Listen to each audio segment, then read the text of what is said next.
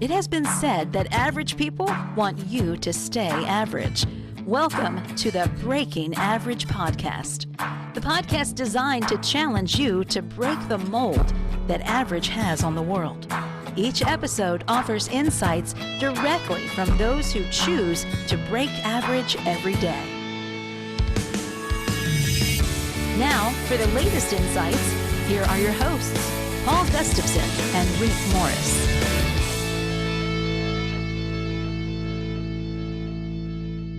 Welcome to the Breaking Average podcast. It's season 3, and it's our first episode of this season. I'm so excited. I'm with Rick Morris, and I'm Paul Gustavson. Hey, Rick, how you doing, man?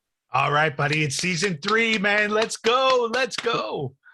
I love the start of a new season. It's so much fun. Football for me, or any of the sports. But here we have podcast season here, right? And it's just a great one. We've got really a fantastic lineup of things that we're going to be bringing folks. And let's dive in, man. What are we talking about today?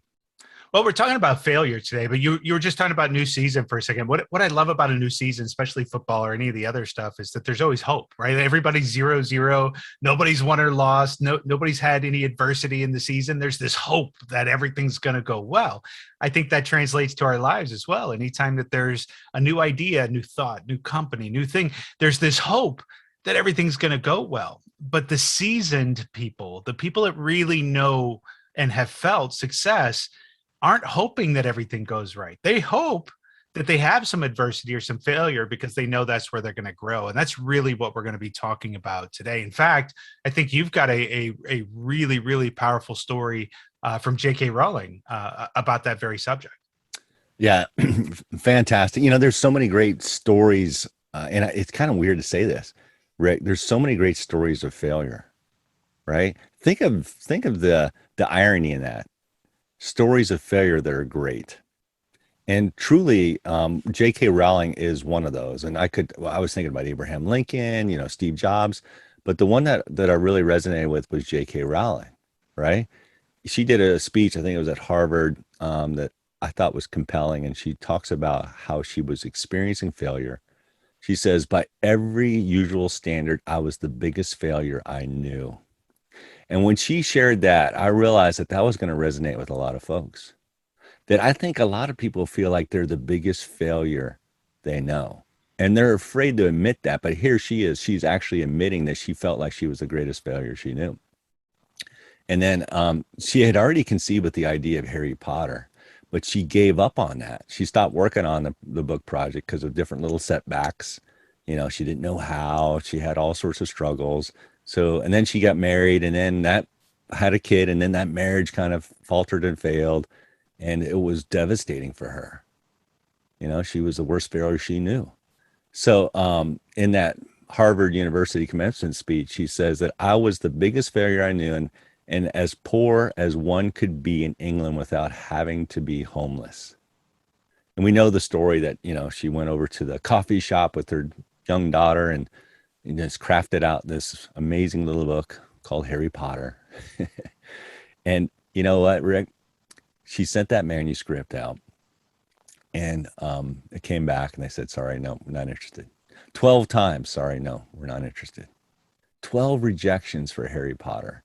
But she just kept persisting at it, She says that failure meant stripping away the inessentials and just kind of focusing in, stop pretending to myself that I was anything other than what I was. And I began to direct all my energy into finishing the only work that mattered to me, obviously Harry Potter. Finally, that 12th publisher, somehow the daughter of the publisher, an 8-year-old girl, grabs a hold of the book and she loves it. And if it wasn't for that 8-year-old little girl, we would have never known what Harry Potter was or is, or experienced that great movie series. So as you can say, the rest is history. She's definitely not a failure, but she experienced failure. And sometimes I think, Rick, we have to experience failure to find success. Absolutely. In fact, that kind of hit me in the heart for a second. When I decided I wanted to write my first book, I decided, I was going to go the traditional route. And I actually had a book called Putting Your Passion into Print, and it talked about how to find an agent, and how to write a proposal, and all these things. And there was a website called absolutewrite.com, and that's WRITE. And it was for other authors to share that they about agents who were real, who were not, who was charging a reading fee and never did anything. So it was really a website that was cataloging known agents that had gotten book deals for authors, and authors were sharing that. And it was categorized by number, so 0, 1, 2, 3, 4, all the way to Z.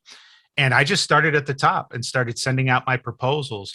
My agent is Talcott Notch. So I was into the T's, Paul. I'd gotten rejected so many times. And Similar story. The only reason why she took a chance on me is because her husband used to be a project manager for GE and passed my proposal over to him and was like, "What do you think? Like, is this any good?" And he's like, "Hey, there's something here." But if she didn't even take the flyer on me, he did. So very similar stories. But the one of my favorite quotes is from Arianna Huffington. It actually says that failure is not the opposite of success; it's part of success. And I think what's interesting is I don't know if everybody has this thought where as soon as I have a new idea, a new business idea, or whatever, I'm going to hit the button and the money's going to roll in. It just doesn't happen that way. Failure and adjustment is part of it, even when things are going good.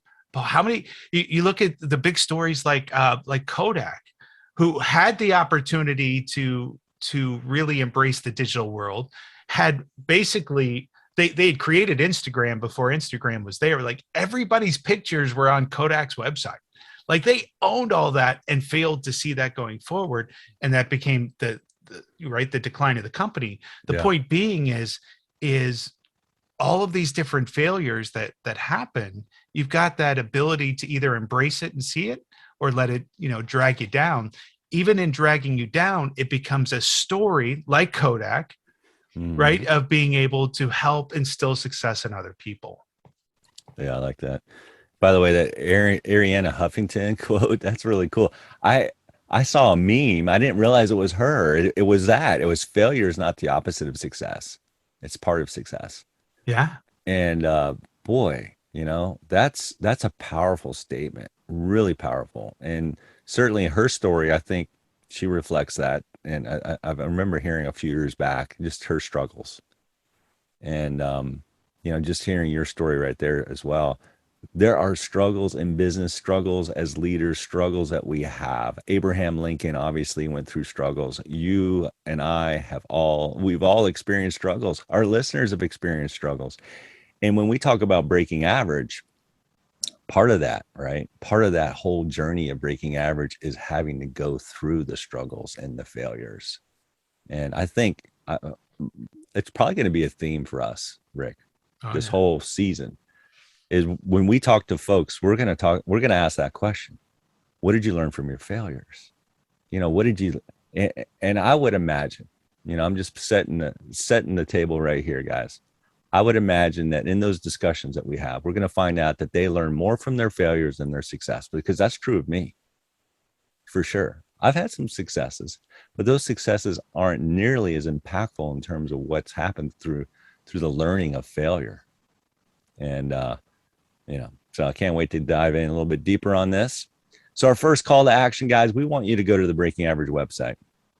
We want you to visit us on, just go to breakingaverage.com.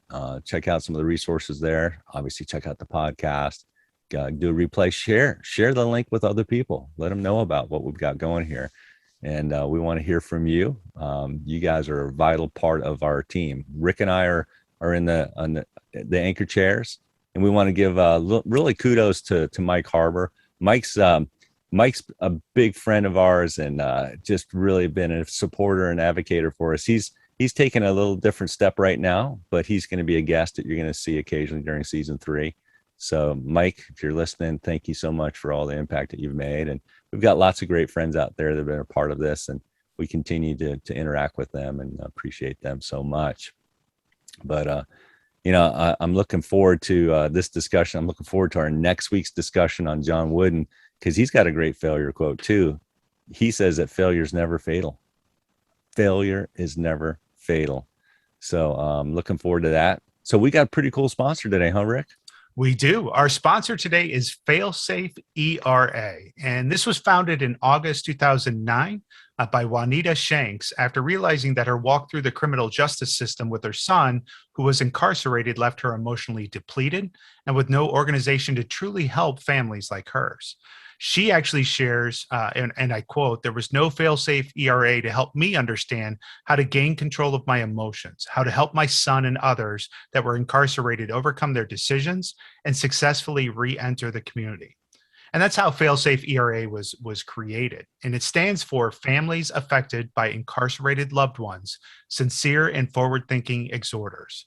And then the ERA actually stands for Education, Rehabilitation, and Adaptation. So we encourage you to support Failsafe ERA with a financial donation or just a note of encouragement by visiting it's www.failsafe-era.org. And really, I love this organization. A lot of the work that we've done through roundtables and GPS, Global Priority Solutions, that kind of stuff, I've gotten a chance to meet several people that are in this industry. And it's incredible because recidivism is one of the biggest costs to our tax dollars.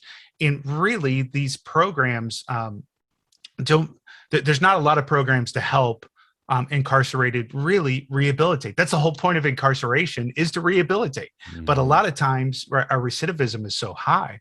I worked with an organization here in Alabama, and they have a pilot program going, but the amount of money that it costs us to run that program is literally like a tenth of what it costs to reincarcerate somebody. Mm. And so I really, really urge anybody that's listening to look up recidivism and look up some of the things that we can do to help our ever-growing population of incarcerated individuals. And so thank you to Failsafe ERA for the work that they do. Yeah, fantastic. And we're so happy to support you guys. Thank you for the impact that you're making, really, for citizens. And I love that word, the returning citizens. They have been, they have gone through that process of going through, the challenge that they had. That yes, they made a mistake. They failed in to some level that caused them to be incarcerated. I get it. But when we can train them right and bring them back and be able to lead them properly, boy, that's a win for all of us. It's a win for all of us. So thank you, Failsafe. And I know Juanita Shanks is actually a John Maxwell team member. So excited about that too. So that's pretty cool, huh? Outstanding. Yeah. All right. So let's get into this. What is the value of failure? Why is it important, Rick? So get us started on this. Yeah, and I think we could talk for hours. So the big thing is going to be trying to keep this concise into a good podcast. But to me, failure, while painful, is something that I've learned to crave. And it's not that I seek it out. It's not that I'm going after it like, ooh, I can't wait to fail. But understanding that failure is going to lead to change is a big thing. I think Dr. Rome is who I attribute this to, but he said that the universe, if you've ever asked yourself, why does this keep happening to me? Why do I keep making the same mistake over and over? Why do I keep doing this? He says the universe or God or whatever it is that you believe continues to give you the same test. And that test is pass or fail. And if you fail, then it's just going to bring that test right back to you until you've learned the skills to be able to proceed to the next test, right? So you're going to keep getting the same test over and over until you pass, and then the next test comes. But there's never a point where we're done. Mm-hmm. And Bill Gates talks about being too successful. It's actually too many successes can be a burden just as much as so many failures can be a burden, because you're not growing, you're not learning, you're not changing. Again, that kind of leads back to that Kodak story. Is if you're dominating the market for so many years, then you become complacent and you don't have that edge. You don't have that churn to look at how can I improve, or how can I change, or how can I stay relevant.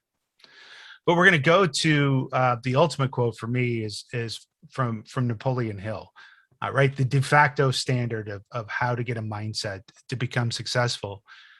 He says most great people have attained their greatest success just one step beyond their greatest failure. And it's really interesting because I have a mantra. If you've read Think and Grow Rich, one of the things it tells you to do is to create a mantra, a specific amount of money, a specific time frame, in a specific way. And you tell yourself that in the morning and in the evening. It's all about manifestation of energy. And my mantra has stayed the same. I'll leave the amount of money out, but my mantra has stayed the same. But through failures, it has changed, but it's still relevant. So let me explain. Yeah. My mantra is X amount of money, free and clear in my bank account through the sale of online products. That was my mantra. And when I first wrote that, I was just coming out of a class with Christian Simpson. He was talking about online products. This is 3-4 years ago now. And he was saying the number one challenge for most people in creating online products is content. I'm sitting on 6 books that I haven't done any programs with or any content with. And I was like, well, there it is, right? I have a specific niche. I'm known in the market. Off I go. So I go and get ClickFunnels. I go learn all I can learn about Facebook advertising and Instagram advertising, all this other stuff. Film literally 45, 50 hours of video, set up my site, get everything going, do all my scripts, hit the button. And of course, you're supposed to sit back and just, wait for the money to roll in. It's passive income. You do your thing. And like crickets, Paul, like crickets. Yeah. Like I got like a sale on my first day and I was pumped, right? And then like nothing for months. And I got very, very discouraged. There's a lot of tweaking and things that you're supposed to do and a lot of A/B testing. And I just lost the desire. It just, I was just like, that's a failure, right? That's a failure. And so fast forward, it's now like May of 2019 and I'm running the Mickey Mouse Club event. Mm-hmm. And all of the Mouseketeers I'm talking to they're talking about doing a podcast and doing online programs and getting out and doing fan stuff. And I was like, wow, wait a minute. And I read my mantra again. And it's like, in my bank account from the sale of online products. Nobody said it had to be your products. And I was like, okay, so now I'm going to start a company that helps them. And I came up with this whole new mentality of, right, I'm going to do it all pro bono in a way, but take a percentage of it. And then, 1 or 2 of these podcasts will hit. And therefore that would pay for all the other ones. And I'm enabling and helping people. So off I go, create Social RX, sign some pretty big people, get going, put a lot of work in, get it out there. Nothing's happening. Right. So I was like, oh, right. So now the pandemic hits. And so I'm really just struggling. I've got to make money. I go back into contracting and I was doing some turnarounds, which is what I was known for, project turnarounds. Get a phone call week of Christmas. And it says, hey, we've got this project. It's not going well. We need you to come in, turn it around. I didn't know who it was. I didn't know what it was for, but I'm in. Let's go. Next day, I'm interviewing with Brendan Bouchard, and he is releasing an app called Growth Day. And they were supposed to release January 1st, and this is the week of Christmas. No way it's going to happen. And I remember actually talking to you too, Paul. I was like, man, I'm going to go. This is either going to be a great success or a great failure, but I'm going to go all in. And it could be something that I end up getting to work side by side with Brendan. And that's exactly what happened. And here's the funny thing, though. What are we selling? It's an online product. Online stuff, yeah. It's an online. We're selling an app and courses online for one of the probably greatest marketers in the world.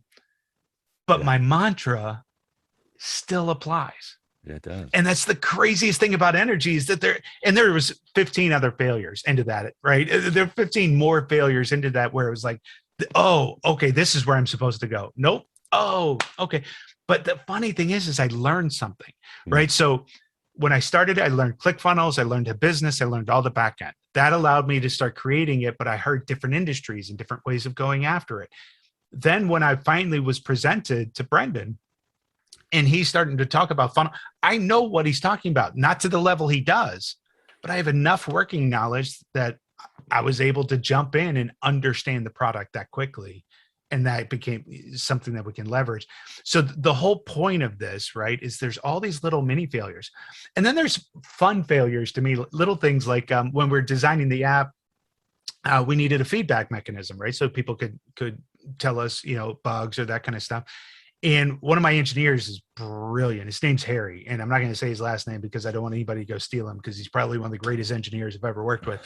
But he had this little cool idea that, like, on an iPhone, if you shake the app, shake the phone, it takes a screenshot and pops up the feedback. Really cool. Except that we failed to think about the fact that people will listen while they run.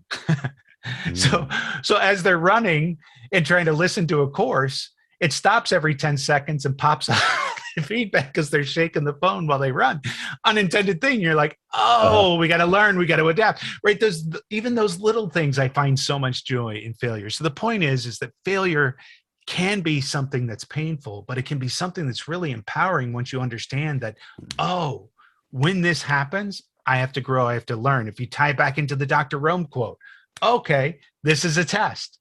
Am I going to pass or fail? Because if I fail, it's just going to present itself again. So how do I continue to take these failures and allow them to change my life for the better? I like that, man. What a mindset to have, Rick, to realize that these little failures, they're just opportunities for adjustments. Really, you're talking about Edison's model, right? You know, because he gave up.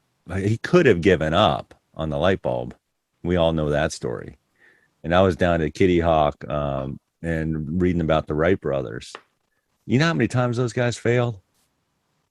Every single day until they finally got flight. And even in that flight, it failed, right? The first one, they only went like 0 feet. And then they, you know, and the guy that was trying to take the camera, he had never taken a picture before in his life, a lifeguard. He got the picture. He didn't fail. But, you know, and we've got history there because they persisted. They kept going on. Every failure was an opportunity for learning. And in fact, I remember reading, I did some study on this.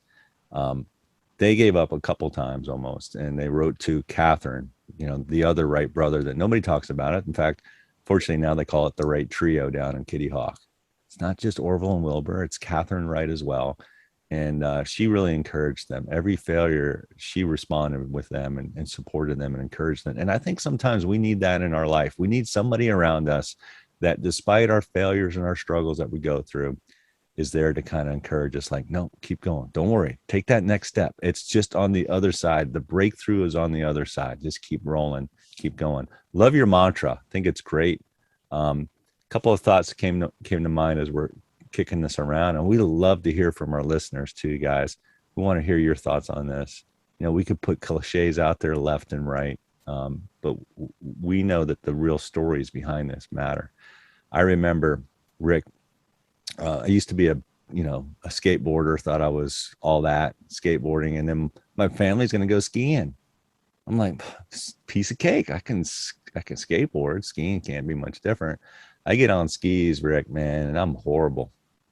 I'm just a 8-year-old, 9-year-old kid, punk kid. I don't know how old I was, but somewhere around that age. And I remember I was just crying on the ski slopes of Liberty Mountain in Pennsylvania. You know, like, this is horrible. I just wanted to quit. And my dad said, no, if you're not falling, you're not trying. Keep trying. And I'm like, Dad, I keep falling. Yeah, but keep going. And then he said, you know what? You just need a guide. You know, he didn't say that out loud, but that's what he was thinking. He needs an instructor. So he signed me up. My dad was kind of frugal, so he didn't really like to do these kind of things a whole lot, but he signed me up for a lesson. That lesson, the instructor, first thing he teaches you is how to fall. So he teaches the whole class, like, okay, guys, everybody stand there. All right, what I want you to do is fall. And then he shows us how to make sure how we fall. Now I'm going to teach you how to get up, because that's the most important thing. And he teaches us how to get up and says, okay, now you can ski any mountain you want, because now you know how to fall. Now you know how to get back up. Let's go up the lift. So we go up the lift, and that's in itself kind of you got to fall on the back end of that thing. But we got off, and I learned how to ski. And by the end of that day, Rick, I'm just skiing left and right, man. I'm just having a blast. I'm having a blast. But it was a failure after failure, fall after fall, going through that process and persevering and doing it, you know. So that really kind of set the mindset. You know, kudos to my dad, because, you know, he really taught me that lesson of it's important to try, because if you're not trying, if you're not falling, you're not trying. and you can't get better. And so that's so important. And I love how Simon Sinek, he talks about the why, the purpose. And those failures that we experienced early on, even in our childhood, they kind of set the stage for us because he wants us to look for lows and highs. The lows, he says, I think, and I'm paraphrasing, are more important than the highs. Those lows, those moments of failure, maybe you felt rejected, maybe you felt like, oh, you're not it. Those kind of define us and shape us and really kind of give us the ganas, that's a Spanish word for desire to do what we need to do. It gives us our purpose. So when we look at it, when we evaluate the experience, we can do something with it. So I love that story that you just shared because things start to shape up, right? You had that mantra and you begin, now you can see how that mantra is kicked into gear and you're living that out, which is really good. And at some point I got asked, did you want to just give up and quit on that, kick that mantra to the curb and say, forget this? I did twice. That's the funny thing. That's the thought that just hit me when you were talking about the Wright brothers. We say they almost gave up, right? Because obviously they succeeded. I guarantee you they quit. Yeah. I guarantee you that I quit twice. I quit when nothing was happening. I quit when I decided I was putting too much work in for no real reward coming back from all the podcast stuff. I did quit twice. Now, going to where I am now, that's that reflection period of being able to look back and go, okay, I learned from here. But in that moment, yes, Paul, I quit. I did. I gave up, whether it was a day, an hour, a month, it doesn't matter. I did. I gave up on it. And now was able to rebirth the idea through reflection and change. Let's talk about this, right? I mean, I want to wrestle this just for a half a minute more before we go into how we cultivate this in others. When we quit, and I've done that too. There's moments where I just wanted to hang up the cleats. What's the rebound? How do we get past the quit? Like, because sometimes I've seen as a coach, I've seen athletes quit and they don't have the fortitude or I know they want to come back, but they feel like, oh, it's too late. I missed my window, my opportunity. It's gone. I can't do it. I don't have what it takes. And they quit. But what is the, what is the mechanism to get back in play? Whether we're feeling it or experiencing it ourselves, or maybe we know somebody else who's kind of quit on life. Yeah, I think it's the recognize of the change. You did something beautiful. So I wrote a story in the introduction of Breaking Average about my near bankruptcy and what happened. I never did fully come back from that in terms of the sense. So really quickly, had R Squared was doing a lot of great project management consulting, had a major, massive failure, then went into a spiral because I essentially quit, went and tried to do something else. I got back into a successful mindset of doing the project management R Squared again, but I never really reached that full kind of joy that I had the first time pre-failure. And the reason being is because I should have learned and should have applied and should have changed and should have grown into a different direction and recognized that. And I didn't. So it's the same thing. I think that what you were just talking about, the athlete, right? I missed the window and maybe they get in and maybe they attain a certain level of success, but I don't think you ever hit that level of joy because the universe just told you that's not your direction. It's take the lesson, take the opportunity, take the growth and pivot. And if you fail to pivot, then you're going to be able to slog through. But these people, I think that have just accepted that they're going to be at this stage of their career for the rest of their life. It's not a bad thing, right? But I don't think they ever attain that full joy or happiness that they wanted to because they know they're not supposed to be there doing that thing, but they've just accepted this is as far as they're going to go, right? These are the people that are like, why are you never happy? Why can't you be? The thing I used to hear in what led to kind of the breakup of my marriage too is you're never happy. Well, no, I'm always happy. I'm just never happy staying still, right? There's always something bigger. There's always something greater. There's always something more to go after. I know that I'm just never done. I'm always a work in progress. And I always want to grow. There's never a point, I think, that I take a step back. Now, there's days where you stay back and go, man, my life's pretty cool, dude. It's fun, right? I'm having a great time. But I don't ever want to be stuck. So I'm definitely somebody who is always looking for that next piece to continue to grow. Well, I mean, you didn't say the word, but really you're talking about attitude. Really, attitude matters a lot, right? Absolutely matters. So we can either be, and I know people have heard this phrase many times, right? Either a victim or a victor. But it's true, right? That attitude reflects whether or not we're going to take a victim approach to our failures, or we're going to say, okay, well, that didn't quite work. Or we take an Edison Victor approach to it. Like, okay, well, let me try again. I love the Jordan quote. People see it marketing about how he missed all those shots, and I don't know how many game-winning shots he took, but he says the reason why I win is because I failed. Right? What was the quote? Everybody remembers the shots that went in. Nobody remembers the shots he didn't take, and the reason why they know all the shots that went in is because he wasn't afraid to take them. That's really it. Yeah. Personally, for me, working with the Mickey Mouse Club as long as I did, it's interesting. You have the same kids, roughly the same age, with the same opportunity, and now I know them 30 years later. Yeah, and everything that has happened is 100% attitude. It's their attitude of what they did with the opportunity. Yes. You've got from the powerhouses of Timberlake to people you've never heard of again. And there's a reason why you've never heard of them again, because they have played the victim card their whole lives. Post that. I didn't get this opportunity. That person didn't do this for me. This record producer didn't do this. Look, we all have had those failures. It's whether or not we overcome them. And basically anybody, you talked earlier about a question we want to ask. Well, if for the longtime fans of us, where we started a Transformational Leader podcast, that was a question I asked every single one of the people that came through, which is, what is one of your greatest failures that you overcame?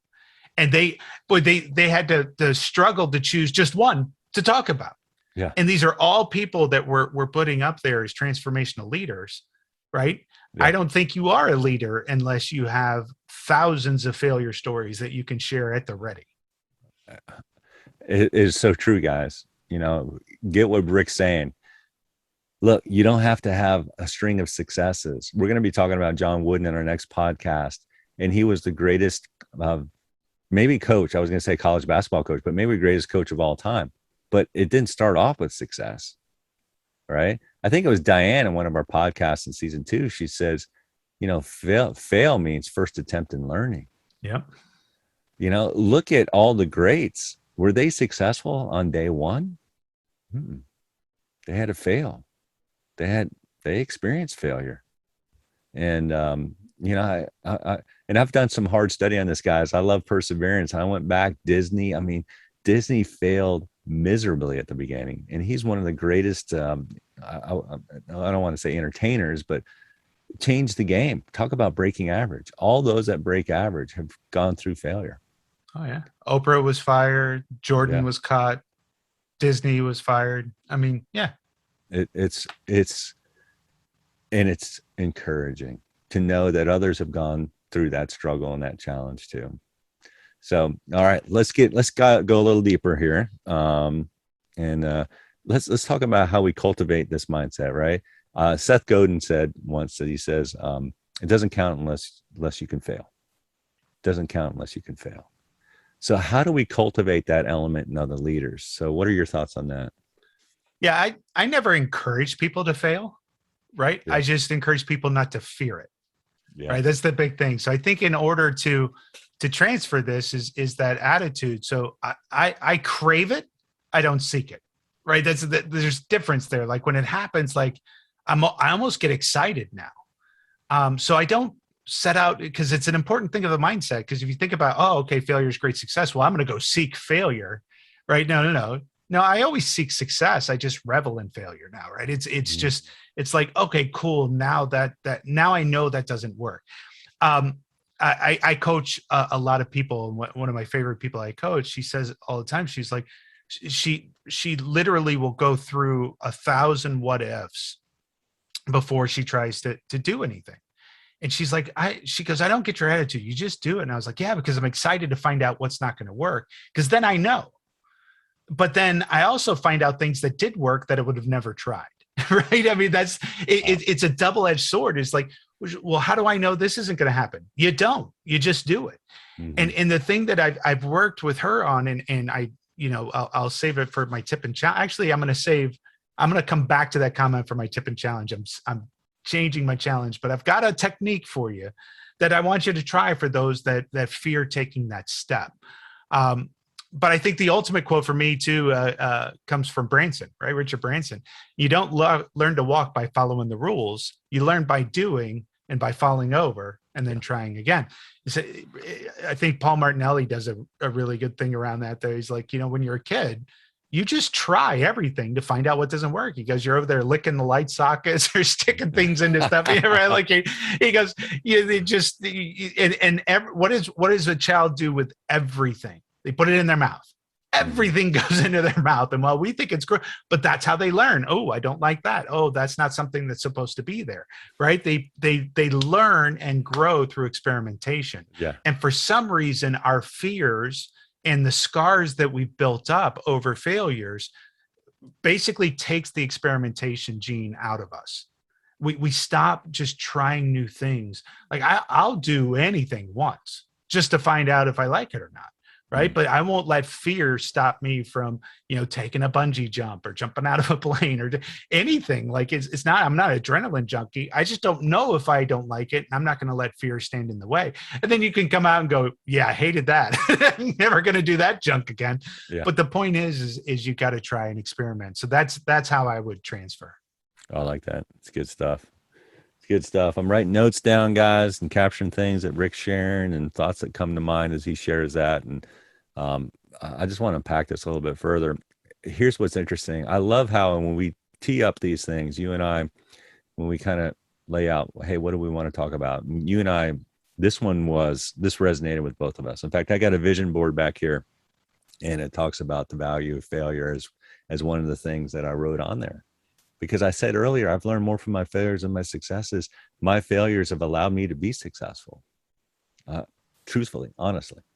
And here's what's interesting is there's some kind of maybe you can call it law of attraction. I don't want to get into that, but there's a book that kind of hit me last night, right before our podcast recording, that I was like, oh, I got to check it out. It's a book called Chasing Failure by Ryan Leake. And I thought at first, by the way, Ryan Leaf. Yeah. I thought it was Ryan Leaf. And I'm like, oh, I wonder what he has to say. But it's another guy, not Ryan Leaf, the guy that got drafted by the San Diego Chargers. It's the number 1 pick. Peyton Manning was number 2 pick. He was number 2. Yeah, Manning still went number 1. Yeah. So, and I'm sure Ryan Leaf's got a great story to share too, but that's not Ryan Leaf's book. This is Ryan Leake. He did a documentary on chasing failure. I had a chance to meet Kobe Bryant, and he was trying to make the NBA, but he just wanted to chase it. He knew that he wasn't going to get there, but he wanted to chase it. And so I began listening to the book this morning, got up a little bit early and started listening to it. I'm like, wow, that's pretty good. It's really good. So I'm just going to, and I've done I do a quick read. You and I can both do kind of quick reads of books. This is a good one, guys. So I'm just going to make one recommendation for a resource out there. In addition to Breaking Average, go to breakingaverage.com, but also check out Ryan Leake's book out, Chasing Failure. Chasing Failure. The subtitle is How Failing Short Sets You for Success. I love that title. And he says this, there's a bunch of quotes in there, but I'm not going to read them all. He says that we have mastered the art of taking ourselves out of being brave. We all do this because we'd rather tell ourselves that we're not good enough to do what we dream of doing before someone else does. I'm like, whoa, he hit that, right? Yeah. We take ourselves out of the game before somebody else does because we're afraid of failure, is what he's saying. And he's saying chasing failure is more about who you are, who you're becoming, than what you're achieving. So true. And some added elements to it. Chasing success is circumstantial. Chasing failure is dependent not on circumstances, but on your attitude, which we just talked about, your character and mindset when the inevitable pitfalls, obstacles, and losses in life happen. So again, I'm just touching the surface on that. Great book. We got to have Ryan Leak on one of our calls. I've already tried to reach out to him this morning just to say, hey, dude, your book's pretty good. I want to spotlight it on our podcast today and maybe get you on a call. So we got to get Ryan in on this, but really, really good stuff. So Rick, any final thoughts on this as we transition? Yeah, in fact, one thing I love about you, Paul, and a lot of people ask, how do I know different people, or how have I gotten to do certain things? And number one reason is because I asked without the fear of failure. So it's amazing if you just ask. I remember a book that changed my life was called Radical Project Management, written by a guy by the name of Rob Thompson.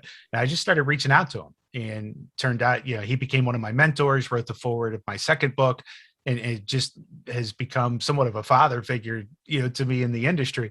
But I would have never met him if I didn't just reach out and ask. But one thing I love about you, Paul, is like, you'll read this book, and you'll be like, we're going to get Ryan on.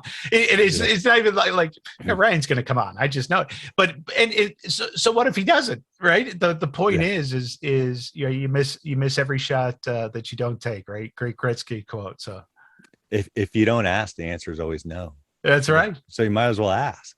That's it right. Still might be a no, but at least you asked. Right? No, for sure. And I just want to remind people to check out Failsafe ERA, which is failsafe-era.org. Fantastic organization and our sponsor today. Yeah, that's great. We're thankful for Failsafe. And, one of the things I love doing is spotlighting some of those nonprofit organizations really making a difference. And we just want to honor them. Thank you. Again, visit our website, breakingaverage.com. So Rick, tip and challenge, you ready to share one? Absolutely. My tip is to journal. All right. Journal your failures. It's important to see where your mindset was. But one thing that I do, a lot of people, we talk about professional speakers, and a lot of people are wanting to get into professional speaking.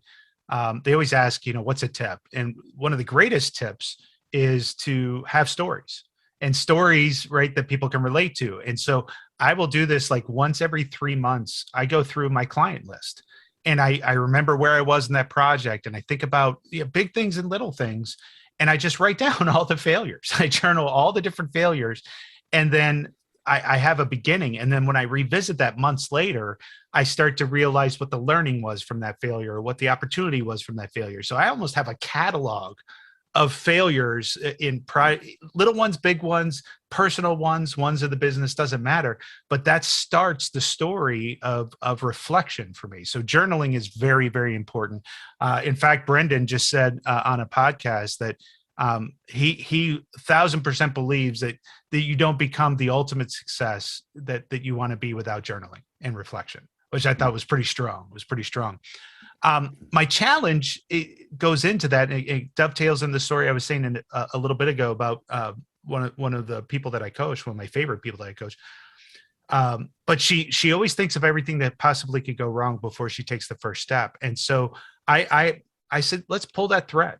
Let's sit down. Let's do that. Let's write down every possible thing that you can think of, and let's come up with a solution to that. And we did it over weeks, Paul. I mean, it took 3-4 weeks to come up with all the different things and that kind of stuff. And then I challenged her to go do it. And to what I thought would happen did, which was the first thing that went wrong wasn't on the list. And I was like, so you just waited 4 weeks to come up with every possible way so that you were guaranteed not to fail. And life just said, you know what? Here's something you're not ready for. And that was the lesson. Because the lesson is, it doesn't matter how much you prepare. When you go to start experimenting and trying, something's going to pop up that you didn't think of, right? And that's the learning opportunity. Yeah. So you just wasted 4 weeks of experiments out of fear of failing, and you still fail. There was still a failure point. And so that's my challenge. If you have that fear of, I can't do this because of that, sit down and write everything and then go try it. And if you had it on the list, great, good for you. But I'm betting that something's going to happen in that journey that you didn't have on the list. And that's the lesson. You just have to go experience it and grow from there. That's so good.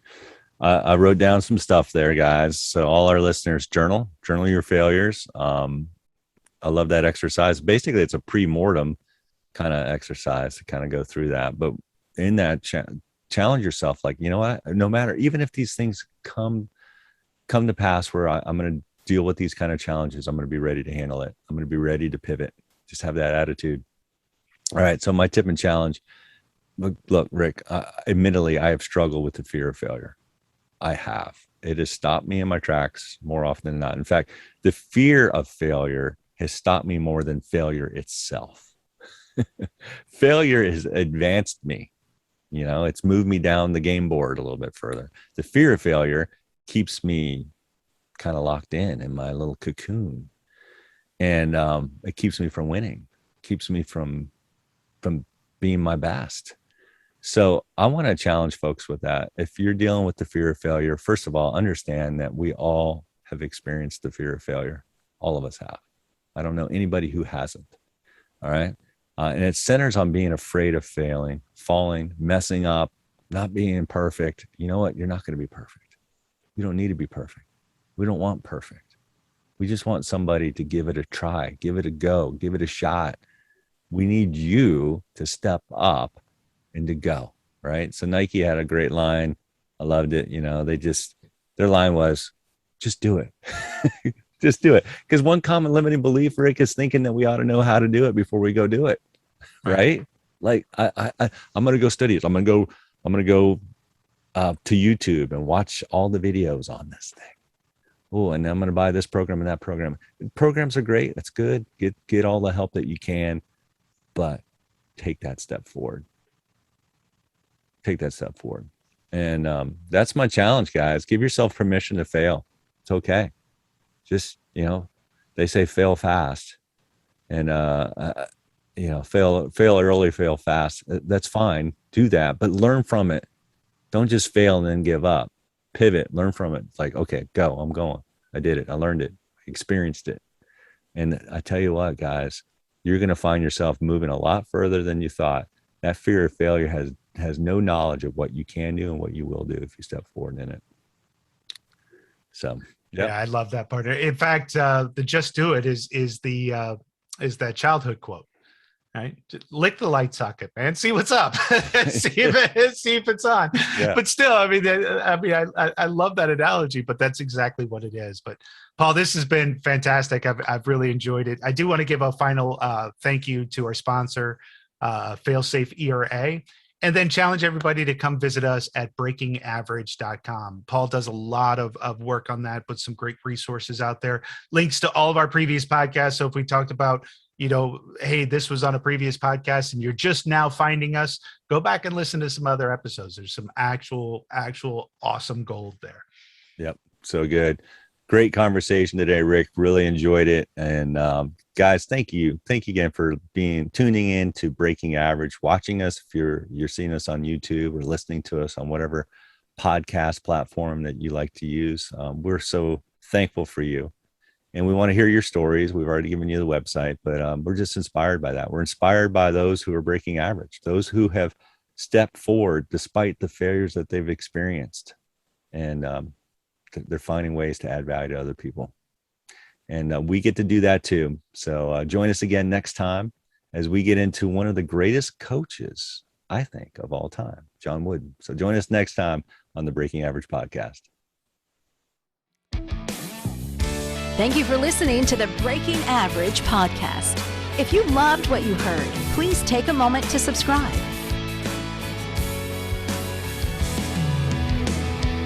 All opinions and comments expressed in this podcast are those of the participants and do not reflect the opinions or views of any of the advertisers, producers, or platforms. This show was produced by R Squared Multimedia. A special thank you to Milestone Melodies for our theme music.